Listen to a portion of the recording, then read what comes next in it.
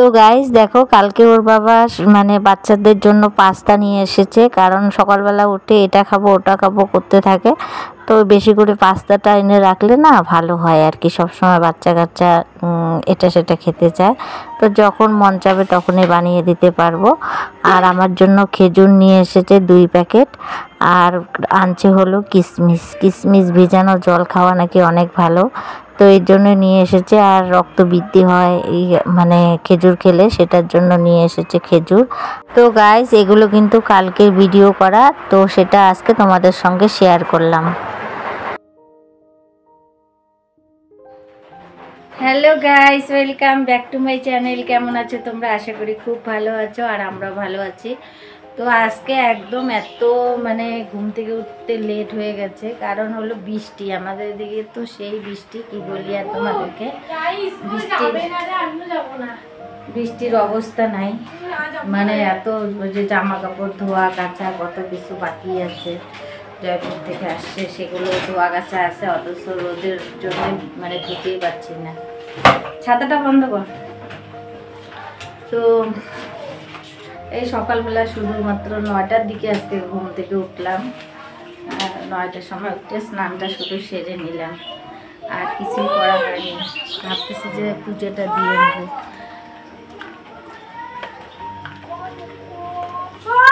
আকাশটা এত খারাপ কি বলি, আর জামা কাপড়গুলো ধুতে পারছি না, অন্ধকার হয়ে আছে একদম মেঘলা।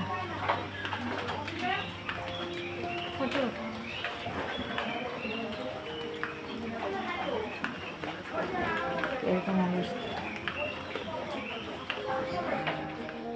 এই যে চেয়ারে কত জামা কাপড় আছে, এগুলো ধুতে হবে। তারপরে এই যে ব্যাগ ভর্তি জামা কাপড়, সেগুলো ধুতে হবে। এগুলো সব পড়ে আছে।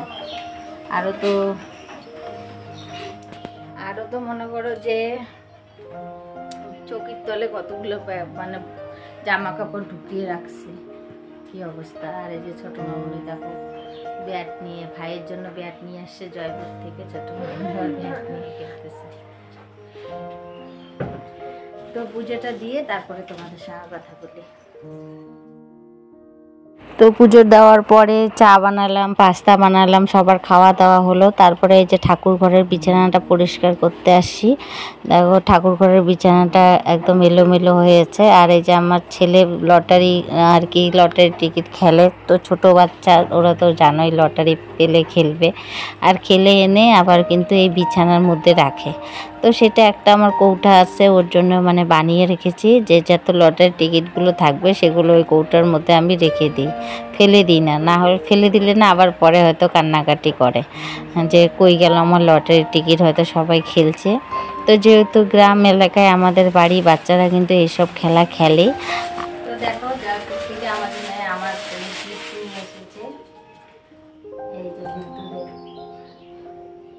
এটা আমার জন্য অনেক কিছু নিয়ে আসছে ওদের জন্য, কিন্তু আমার জন্য এটা সুন্দর।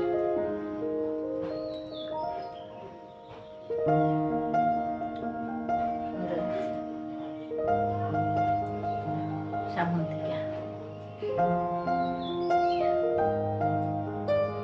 কত সুন্দর। তো ওই যে বুদ্ধদেবটা আর কি এনেছে, তো সেটা আর কি রাখার জায়গা বার করছি, কোথায় রাখবো। তো এই যে দেখো এখন শোকেসের এই জায়গাটা আর কি পরিষ্কার করে নিচ্ছি। এখানে কয়েকটা ধূপকাঠির প্যাকেট রাত্রিবেলা ওর বাবা রাখে, তো সেগুলোই আর কি আমি একটু গুছিয়ে নিয়ে তারপরে কিন্তু বুদ্ধদেবটা এখানে বসিয়ে দিলাম। আর দেখো কত সুন্দর লাগছে, ফুল গাছের আর কি মাঝখানে রাখছি না, মানে দেখতে কিন্তু খুব সুন্দর লাগছে। তো আমারও খুব বুদ্ধদেবটা খুব পছন্দ হয়েছিল, আমার খুব পছন্দ হয়েছে। মেয়েকে বললাম না খুব ভালো হয়েছে। এই যে তারপরে এই যে স্ট্যান্ড ফ্যানটা রাত্রিবেলা করে, আমার ছেলে কিন্তু যতই ঠান্ডা পড়ুক না কেন, ওর একদম ফ্যান মানে উপরের ফ্যান চালাবে, নিচের ফ্যান চালাবে, এরকম অবস্থা। দিকে একটু মোটামুটি কাজ সেরে চলে আসলাম রান্নাঘরে। আর আজকে নিয়ে আসছে মাছের ডিম। তো মাছের ডিমটা আজকে বলছে যে ওর বাবা বড় বড় পিস খাবে, আমি অন্য দিন না মাছের ডিমটা না ভেঙে টুকরা টুকরা করে কিন্তু মানে ছোট ছোট করে ভাজি। তো ওর বাবা বলছে না আজকে ছোট ছোট করবা না, আজকে বড় বড় টুকরা খাবো আর কি, পিস খাবো। তো আমি বললাম ঠিক আছে। তো সেই হিসাব করে আর কি বড় বড় পিস রাখছি আজকে, ওটা দিয়ে আর কি কারি খাবে। তো এই যে তারপরে মাছের ডিমটা ভাজার পরে আমি চলে আসলাম একটু কাঁঠাল রস করতে, কারণ একটু খিদে পেয়ে গেছে, তখন প্রায় 12টা বাজে। তো কিছুই খাইনি সকালবেলা। তো এই যে ছোটো মামুনির জন্যে আর আমার জন্যে কাঁঠাল আর মুড়ি নিয়ে নিয়েছি, তো সেটাই আর কি খেলাম। তারপরে আসলাম আবার রান্নাঘরে। ওর বাবা তো সকালে কিছুই খায় না, আর বড় মেয়েও আর কি পাস্তা খেয়ে ঘুমিয়েছিল, আর আমি তো পাস্তা খাওয়া বন্ধ করে দিয়েছি, তার জন্যই আর কি। তারপরে এই যে রান্নাঘরে এসে একটু মশলা করে তারপরে কিন্তু এই যে ডিমের কারিটা এখন বানাবো, আদা লঙ্কা জিরা দিয়ে আর কি ডিমের কারি। এই ডিমের কারিটা ওর বাবার খুব পছন্দ। তো এই যে দেখো আমার কিন্তু মশলাটা কষাও হয়ে গেল, এখন জল দিয়ে দিলাম। তারপরে এই যে ডিমের কারিটা আর কি ডিমগুলো ছেড়ে দিলাম। তো এরকম করে আর একটু জাল ঠাল হওয়ার পরে কিন্তু এই ডিমের কারিটা ওর বাবার খুব পছন্দ। আর ওইদিকে আমি প্রেসারে বসিয়ে দিয়েছি ডাল, ডালটা সিদ্ধ হয়ে গেছে। তো আর একটু জল কম হয়েছে জন্য ঢাকনিটা খুলে ডাল মানে প্রেসারটার মধ্যে আর একটু জল দিয়ে গরম বসিয়ে দিয়েছি।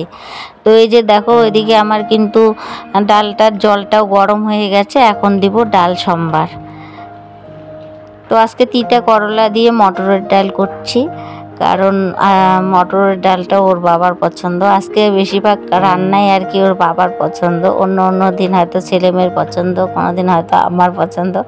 আজকে যে মানে রান্নাগুলো করছি সবগুলোই কিন্তু ওর বাবার খুব পছন্দ। যদিও আর কি আজকে খাওয়া দাওয়াটা ওর বাবার খুব ভালো হয়েছিল, কারণ ওর পছন্দের রান্না। ডাল আমার হয়ে গেছে, এখন কিন্তু এই যে সম্বারে দিচ্ছি শুকনো লঙ্কা আর রসুন, কারণ আজকে আবার কচু শাক আর কি কচুর ডাঁটা আর কি রান্না করব, কারণ এই কচুর ডাঁটাটা আবার আমার জন্যই আর কি, আমার খাওয়ার খুব প্রয়োজন, এর জন্য কচুর ডাঁটাটা। তো এই যে দেখো কচু ডাঁটাটা দেওয়ার পরে লবণ দিয়েছিলাম, দেওয়ার পরে একটু কমে গেছে, এখন কিন্তু এই যে কাঁঠালের বিচিগুলো দিচ্ছি। তো হলুদটা দেওয়া হয়নি, তো এখন হলুদ দিয়ে তারপরে আবার ঢাকা দিয়ে তারপরে কিন্তু আস্তে আস্তে কিন্তু এই কচু শাকটা আর কি রান্না করব, কারণ কচু শাক রান্না করতে কিন্তু অনেকটাই সময় লাগে। তো কচু শাকে কিন্তু এখনও লঙ্কা দিইনি, কারণ লঙ্কাগুলো না আমাদের অনেকটাই ছোট ছোট, তো এর জন্য ভাবলাম কি আর কেটে দিব, তো একটু থেতো করে দিই।